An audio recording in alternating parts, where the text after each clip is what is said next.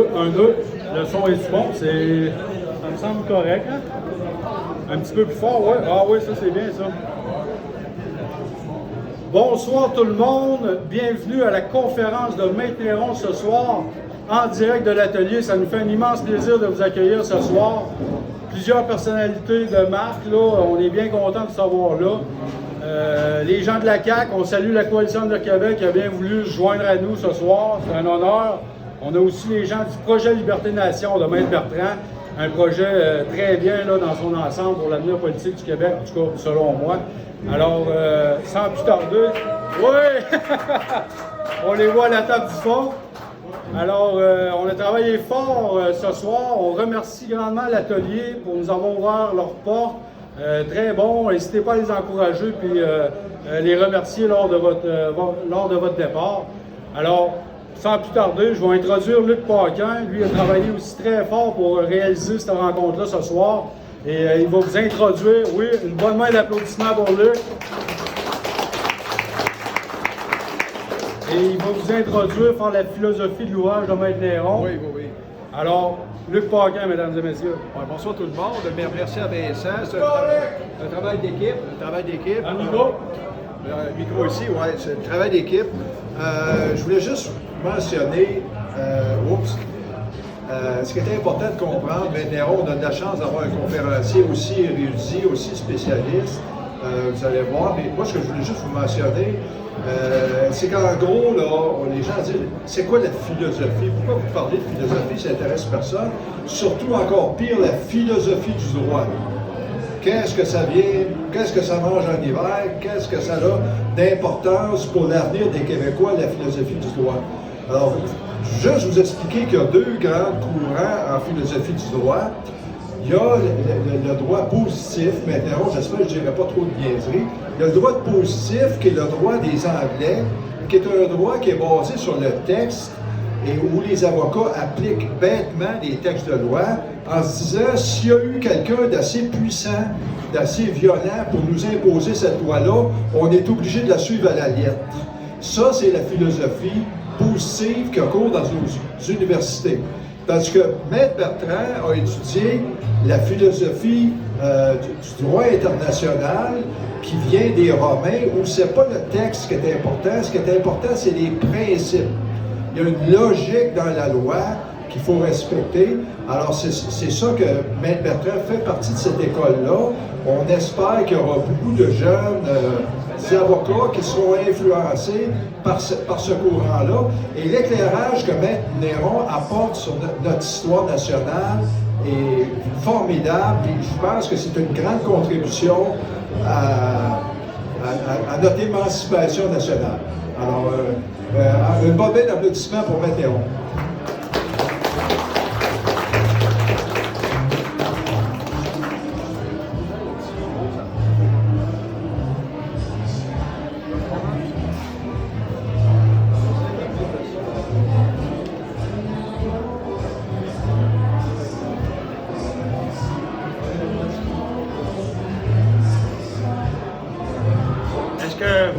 Est-ce que vous le comprenez?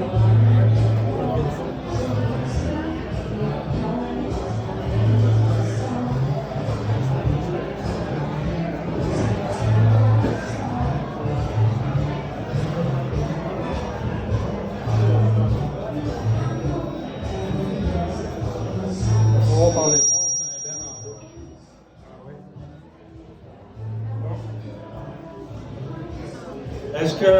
Est-ce que vous comprenez? Oui. Donc, je vais essayer de parler un peu plus fort, parce que... Alors, merci d'être là. L'acte... Attendez, il faut vous parler normalement, puis on va vous suivre. Allez-y. OK.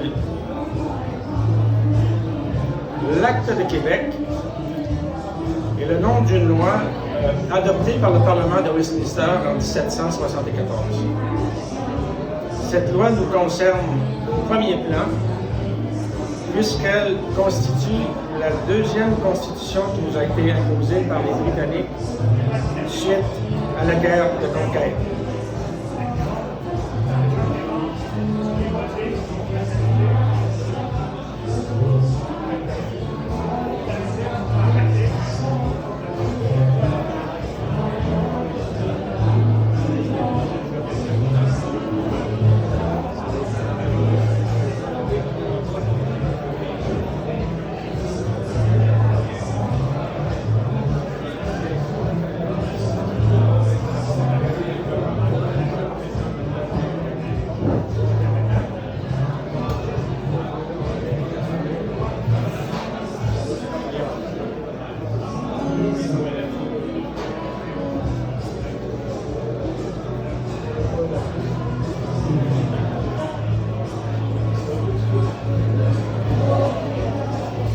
employés de bâtiment dans les ronds, on va aller gérer ça en bas, il faut qu'ils connaissent ça. Ouais.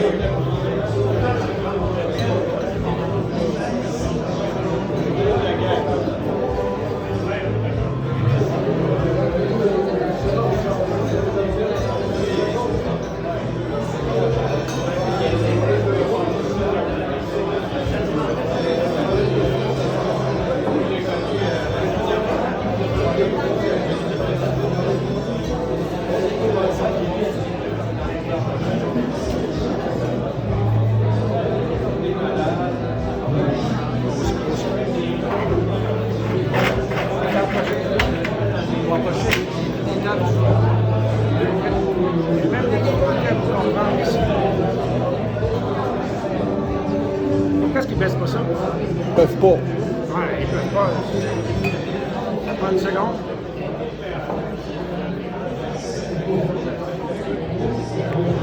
Alors, tout le monde, on s'excuse, là, c'était pas prévu. Là, on pensait que c'était juste la musique enregistrée qui allait là-bas ce soir. C'était un band qui est en bas. Ça a l'air qu'ils ont baissé le son le plus qu'ils pouvaient. Alors, on va vous demander les deux tables du fond. Là, c'est sûr que vous allez avoir de la misère peut-être à entendre. On vous suggère peut-être de venir vous placer devant le conférencier. Et puis m'interrompre, bien là, il va falloir que vous fassiez un effort pour parler dans le micro. On va crier. Non, mais c'est de tenir le micro le plus proche possible de votre bouche. Vous avez plus de marge de manœuvre. Vous êtes obligé d'être amplifié au maximum. Notre défi, ça va être d'enterrer le band en bas. Fait qu'ils n'ont jamais entendu parler de philosophie, d'histoire du droit, mais je veux dire, ils vont s'apercevoir que c'est plus important que la musique. Fait que m'interrompt, à moins que je vous tienne le micro, mais il faut... Je vais essayer de le tenir moi-même, peut-être.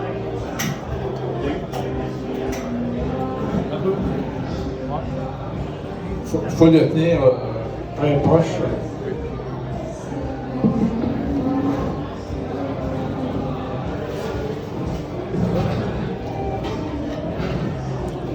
Alors, je recommence. Est-ce que vous me comprenez? L'Acte de Québec est le nom d'une loi adoptée par le Parlement de Westminster en 1774. Cette loi nous concerne au premier plan puisqu'elle constitue la deuxième constitution qui nous a été imposée par les Britanniques suite à la guerre de conquête. Cette loi possède un aspect positif évident puisqu'elle a reconnu partiellement l'ensemble des lois et coutumes qui avaient cours au Canada, donc les lois et coutumes du Canada. Mais cette loi n'a pas été une générosité ou un cadeau des autorités britanniques. Elle était plutôt conforme au droit international coutumier de l'époque qui prescrivait que les peuples conquis par la force des armes conservaient les lois et coutumes qu'ils s'étaient données au fil du temps pour créer un ordre de droit à leur convenance.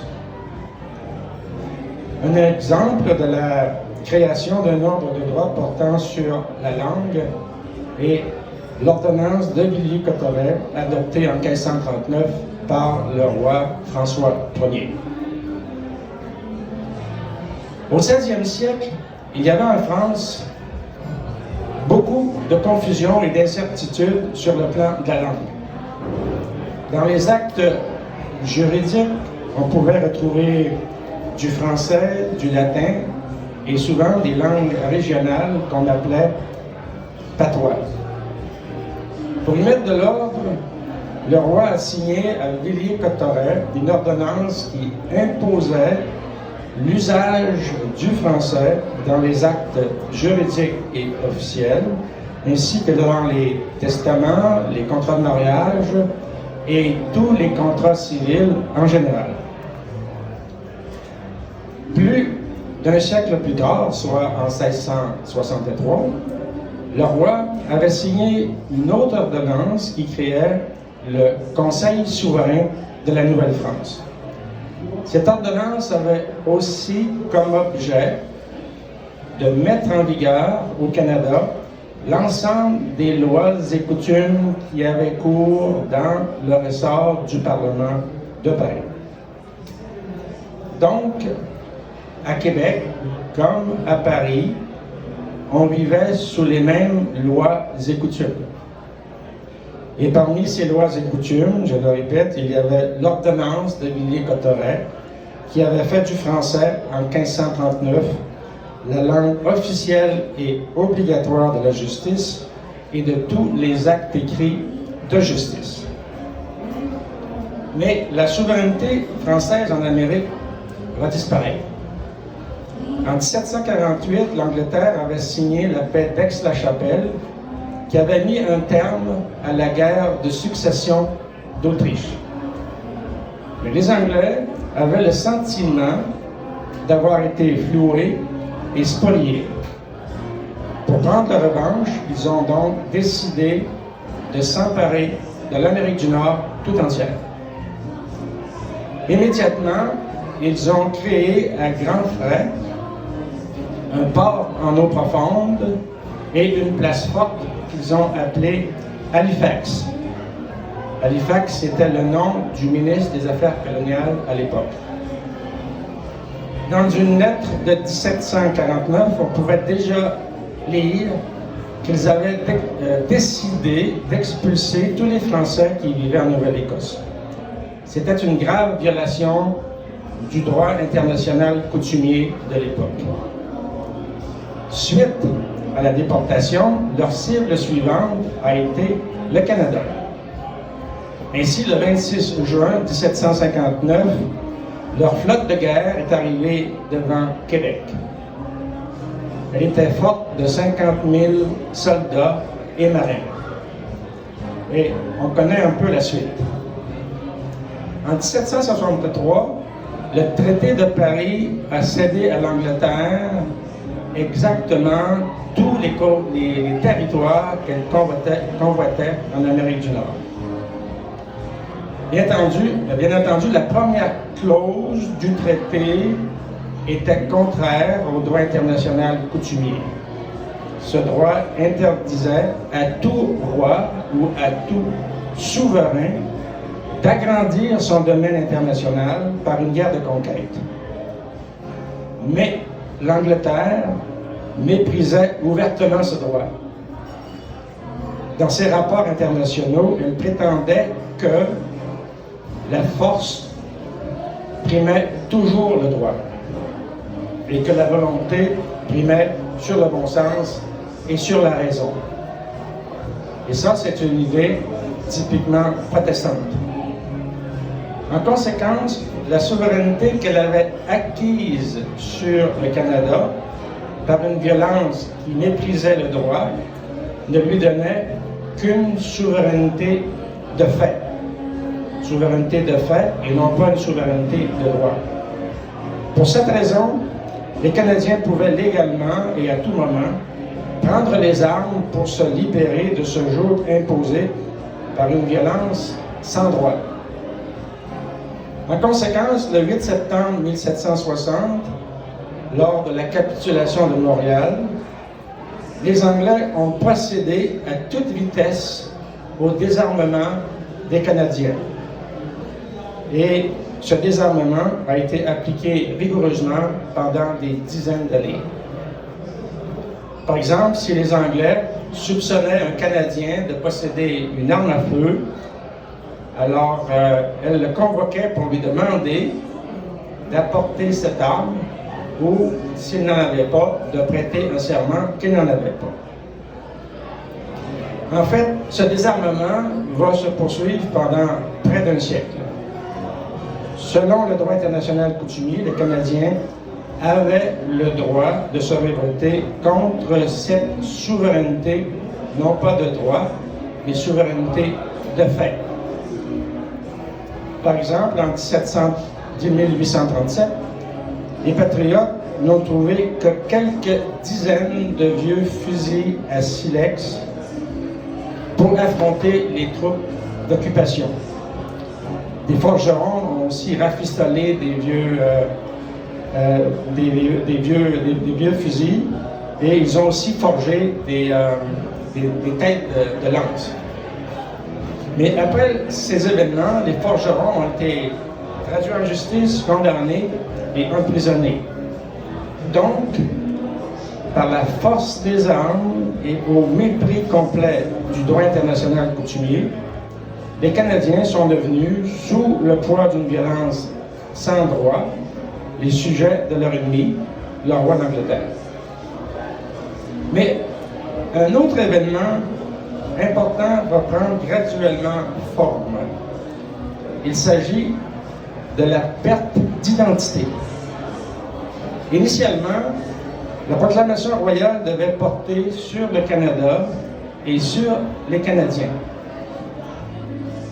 Mais Tout juste avant de la signer, le roi a exigé un changement important. La proclamation ne devait plus porter sur le Canada, mais sur la province de Québec seulement. Cette décision a été majeure sur le plan symbolique. Le Québec se résumait alors aux rives du Saint-Laurent. Ainsi, l'identification traditionnelle des Canadiens au Canada pouvait commencer à se fissurer. Sujet du roi d'Angleterre, ils étaient appelés à devenir des habitants de territoires beaucoup plus restreints, qu'on appelle le Québec. Une confusion dans les esprits devenait inévitable. C'était amené les Canadiens à ne plus savoir exactement qui ils étaient. Cette confusion a été majeure à partir de la Confédération. Lors des débats parlementaires sur la Confédération en février et mars 1865, plusieurs députés avaient soulevé la question d'identité. Ils avaient clairement mis leurs collègues en garde contre la possibilité qu'ils finiraient par perdre jusqu'à leur nom si la Confédération était adoptée. Cette appréhension était fondée, puisqu'elle s'est réalisée. Aujourd'hui, le mot canadien est devenu la propriété intellectuelle des Anglais du Canada. Ils ont commencé en douceur en transformant le Canadien tout court en un Canadien français. Dans cette locution, le mot canadien est la substance déterminante et l'adjectif français est une variation de cette substance. Ainsi, nous sommes Canadiens jusqu'à un certain degré qui est précisé par un adjectif qui peut lui donner soit un caractère positif ou négatif, ou favorable ou défavorable. Donc, nous ne sommes ni totalement Canadiens, ni totalement Français. Et ce n'est pas nous qui avons ajouté l'adjectif français au substantif canadien. Ce sont les Anglais du Canada qui l'ont fait dans leur propre intérêt.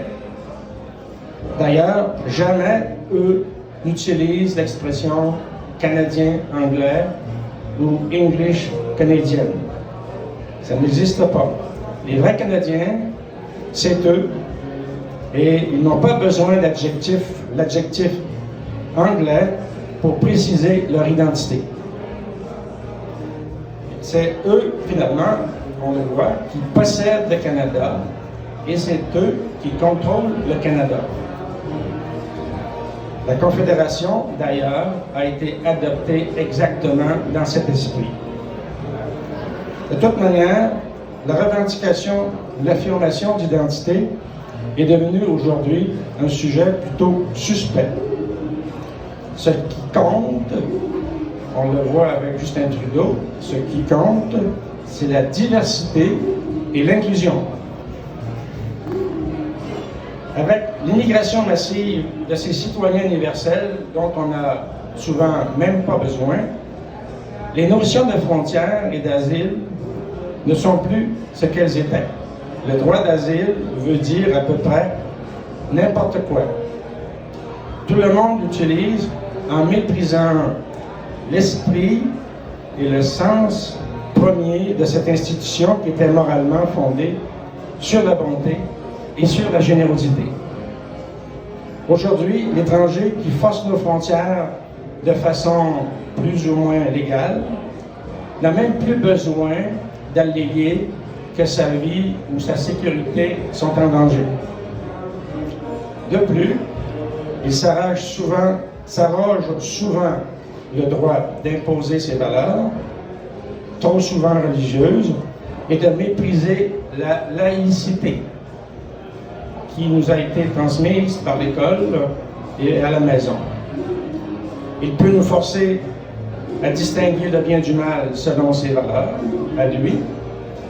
Il peut nous dénoncer publiquement nous éclabousser, nous insulter avec des mots infâmes, si nous avons l'audace de critiquer le moindrement les valeurs qu'ils voudraient nous imposer. Mais d'où sortent ces changements au droit d'asile qui n'a d'asile que le nom? Ils sortent directement des valeurs économiques axées sur le profit. Les gens d'affaires ont avidement besoin d'une abondance de main-d'œuvre à bon marché. Le droit de faire du profit à partir du travail des autres est devenu une valeur incontournable. Les rapports sociaux se limitent de plus en plus à ce que disent les lois et les chartes. Les rapports d'amitié, de confiance et de solidarité qui se forgent avec le temps cèdent la place. Les plus démunis et les plus fragiles, on le voit de plus en plus, de notre société finissent par céder leur logement à bon marché à des nouveaux venus qui se débrouillent mieux sur le marché du travail. Un grand nombre de ces expulsés finissent par se ramasser littéralement à la rue et doivent dormir au froid et à la belle étoile.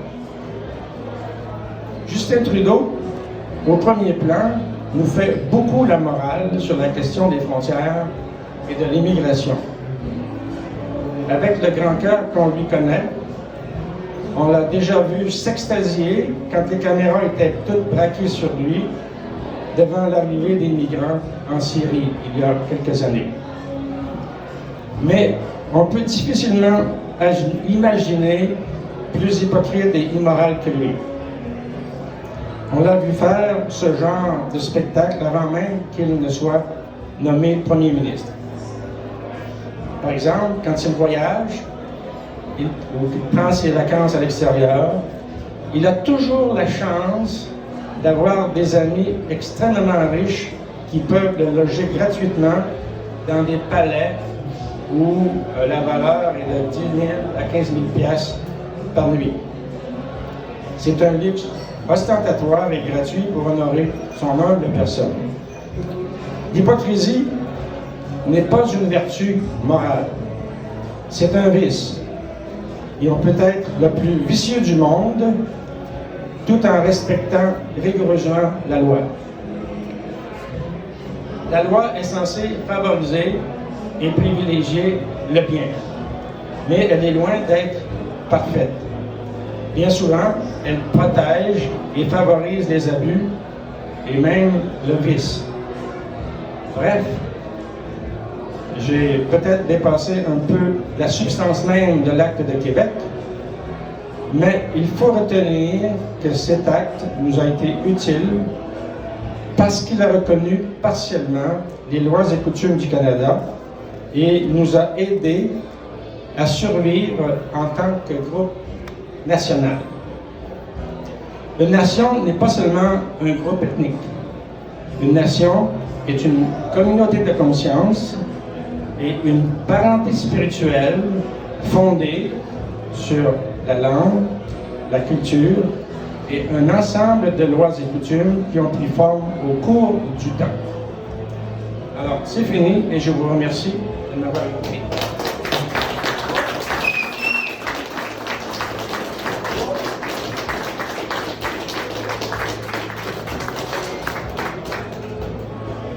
Alors, merci beaucoup, M. Néron. Comme vous avez vu, M. Néron, il ne se gêne pas pour déroger son sujet. Puis il y a toujours des flèches à lancer à quelqu'un. Ça fait partie de sa faute. Maintenant, est-ce que, je ne sais pas comment on veut procéder, est-ce qu'il y a des gens qui auraient des questions pour M. Néron? Vous allez voir que si vous avez des questions, il y a toujours quelque chose à ajouter. Bon, je ne sais pas, les gens peuvent s'approcher. Y a-t-il quelqu'un qui a une question pour M. Néron? Ah, je vois Jean-Claude qui s'approche. Personne n'a envie. Jean-Claude, as-tu une question pour M. Néron? Ben oui, j'ai une question. Merci, Jean-Claude. Jean-Claude Bombardeau, oui, j'ai une question. parce que vous avez parlé du statut du français, et puis au moment où en France, le français devient la langue légale, finalement la langue d'État, et notre première constitution française de 1663 reconduit ce statut-là. Et donc, le statut du français en 1663 est la langue de l'État sur notre territoire. Est-ce que du fait de l'évolution du droit, ce statut-là de langue d'État tient toujours, ou si on a perdu ce statut-là du fait de la coutume coloniale?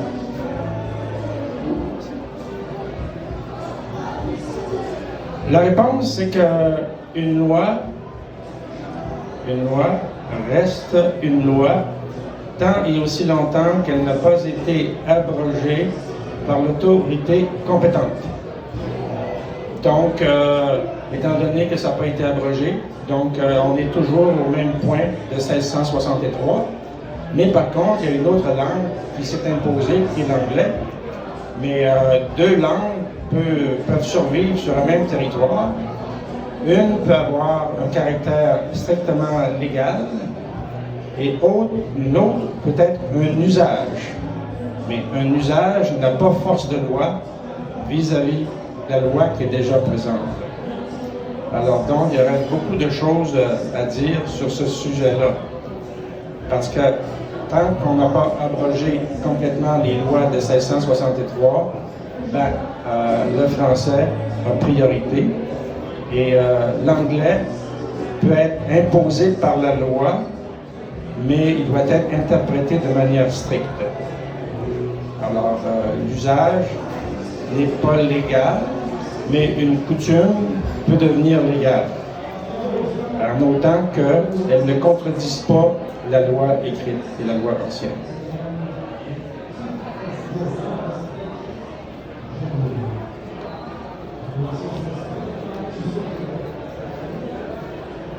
Bonsoir, Marc Néron, Henri Levasseur. Est-ce que vous pourriez nous identifier 2 ou 3 éléments de l'Acte de Québec de 1774 qui nous servent encore très bien aujourd'hui?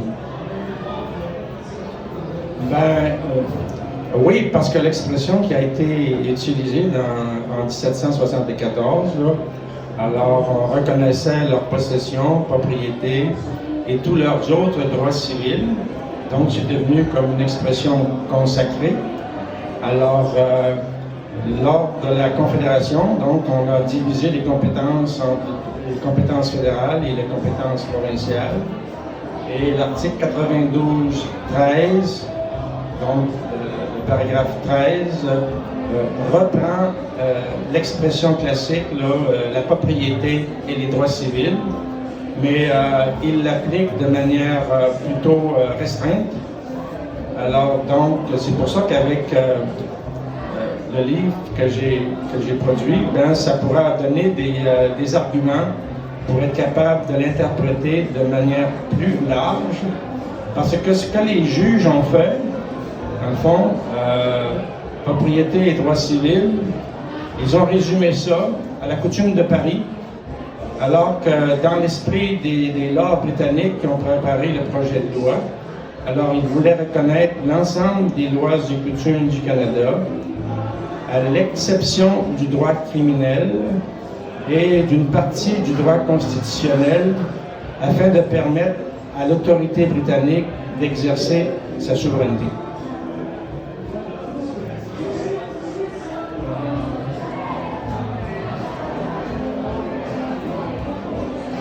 Moi, j'avais une question aussi, Néron. Il y a une nuance que vous apportez, c'est que souvent, on dit, quand on lit les clauses principales de l'Acte de Québec, ça dit, il y a le terme « properties » en anglais, où on a interprété ça comme étant un peu une question de droit civil. Mais en réalité, properties, à l'époque, en anglais, ça voulait dire quelque chose de complètement différent de ce qu'on pourrait vouloir dire aujourd'hui. Properties, à l'époque, ça ne voulait pas dire propriété, là. Ça voulait dire tous les attributs d'une personne. C'est-à-dire, quand les gens avaient un titre légal ou un titre de seigneur ou tout ça a été reconnu par l'Angleterre, nous a été confirmé par l'Angleterre. Alors c'est pour ça que notre système seigneurial a persisté après ça durant des années parce que ça avait été reconnu par l'Angleterre. Est-ce que j'ai bien compris? Bon, alors, en droit, les mots property et comparativement à propriété n'ont pas le même sens. Et d'ailleurs, Luc a utilisé le mot properties en anglais en le mettant au pluriel. Alors qu'à l'époque, le mot property n'était jamais écrit au pluriel. C'était un ensemble de droits. Donc, propriété, ça veut dire que c'était la légitimité des droits que tu possédais. Par exemple, le droit de vote faisait partie de property. Donc, un ensemble de droits du citoyen faisait partie du terme property. Alors, un immeuble, par exemple, quand tu étais un noble et tout ça, alors c'était une possession. Alors, on utilisait le mot possession pouvait s'utiliser au pluriel. Mais à l'époque, jamais on utilisait le mot property au pluriel. Et c'était un ensemble de droits qui appartenait à la personne en propre.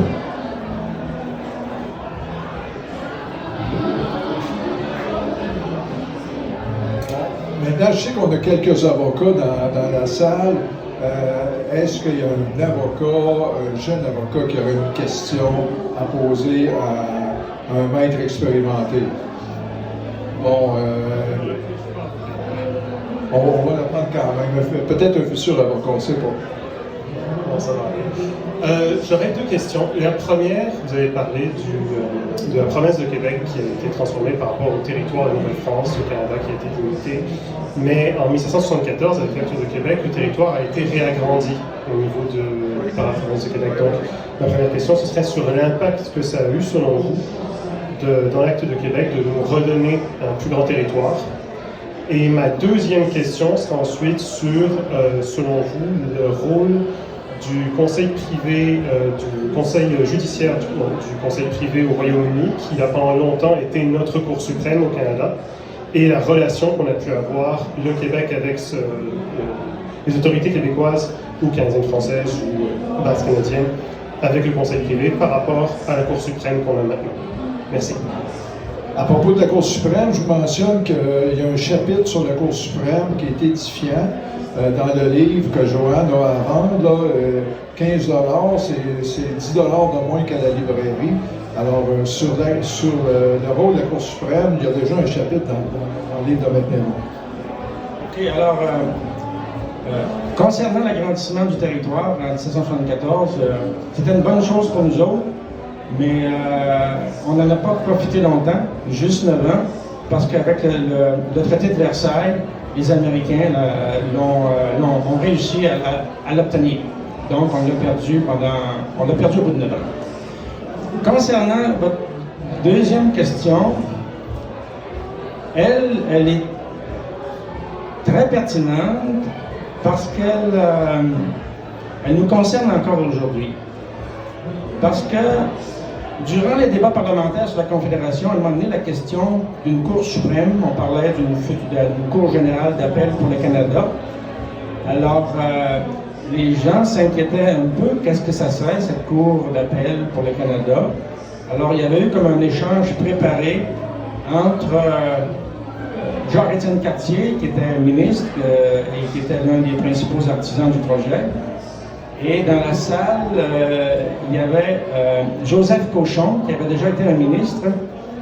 Et Joseph Cochon a posé des questions sur cette future cour d'appel pour le Canada, parce que les autres députés étaient inquiets. Qu'est-ce que ça veut dire, cette cour d'appel pour le Canada? Alors, la question a été posée par Cochon, puis Jean-Étienne Cartier, les autres ministres ne voulaient pas y répondre parce que c'était trop compliqué. Alors, Étienne Cartier, Jean-Étienne Cartier a pris la parole et essayé de rassurer les gens. Il dit, écoutez, il ne faut pas s'inquiéter de cette future Cour suprême pour le Canada. C'est une possibilité, mais elle existe, elle n'existe pas présentement et on ne sait pas quand est-ce que cette Cour-là va être adoptée. Elle va être adoptée, c'est ça. Alors, donc, là, il continue, il me dit, ne vous inquiétez pas, parce que nous avons présentement un droit d'appel au comité judiciaire du conseil privé à Londres. Et le comité judiciaire du conseil privé à Londres, on y retrouve les meilleurs juristes de tout le territoire. Alors, donc, il dit, on peut vraiment se fier à eux. Et lorsque les premiers appels sont allés au comité judiciaire du conseil privé, le conseil privé, finalement, rendait des décisions qui étaient majoritairement favorables aux provinces. Et finalement, le fédéral n'aimait pas cet appel final au comité judiciaire du conseil privé. Donc, en 1949, le Parlement fédéral a décidé d'abolir unilatéralement cette loi extrêmement, cet avantage judiciaire majeur pour nous autres. Donc, parce que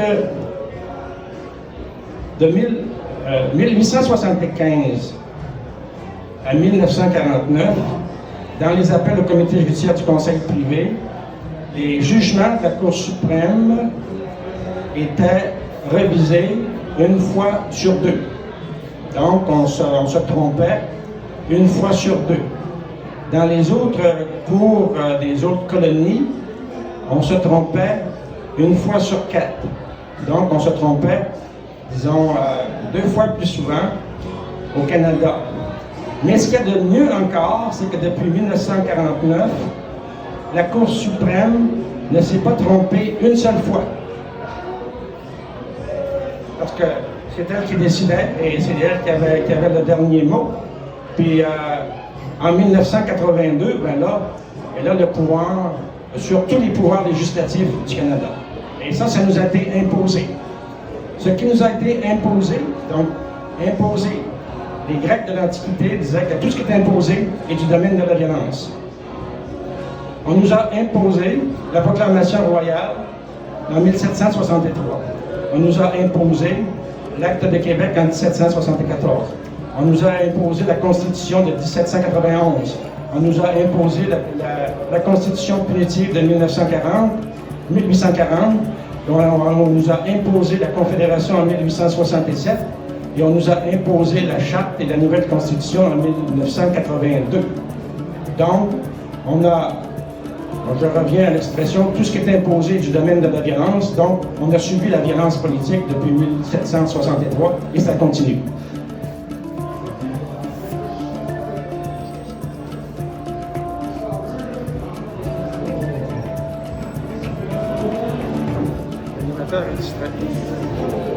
Bon, la conférence aurait pu, les périodes de questions, normalement, ça dure jusqu'aux petites heures du matin, mais ce soir, à cause du son, nous, on n'avait pas prévu, on pensait qu'un mardi soir, vous avez dit que c'était pour être tranquille ici. Alors, vous avez vu qu'on est pas mal équipé en termes de caméras pour prendre des images, mais le son, c'est toujours le problème majeur pour les gens qui font de la vidéo, c'est le son, c'est beaucoup plus difficile. Alors, c'est pour ça qu'on veut former un comité.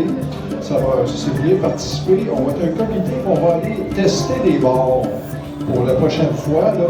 Et ceux qui ont le foie comme une brique, inscrivez-vous. Gilles Papillon est là, il va prendre vos noms. Ceux qui ont le foie comme une brique, on va faire un comité, on va tester les endroits pour ne plus avoir ce genre d'inconvénients au niveau du son. Alors, je pense qu'on vous remercie tout le monde et puis c'est ça, on vous invite à vous procurer le livre de Maître Néron et il y a déjà, c'est prévu, on va diffuser encore des entretiens avec Maître Néron, c'est prévu, suivez-nous sur, je pense qu'on va sur Proche TV, avez-vous quelque chose à... Et peut être consulté gratuitement en ligne. Oui, c'est ça. Vous pouvez le télécharger là, sur le site là, de vigile.québec ou sur le site de l'éditeur Fleur de Lys. Mais c'est sûr que moi, personnellement, je préfère avoir un ouvrage, un livre papier. Là. Alors, merci tout le monde et puis à la prochaine. Suivez nos activités. Là.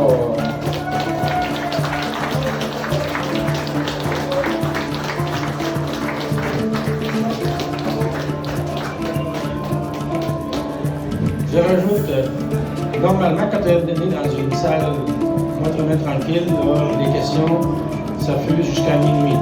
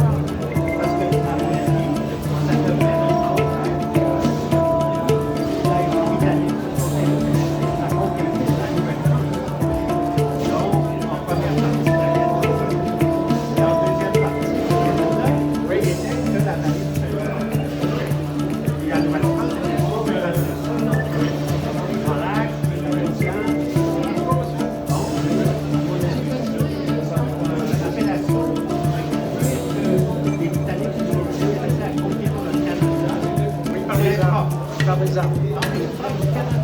Oui, au Canada. La Nouvelle-France, ça serait plus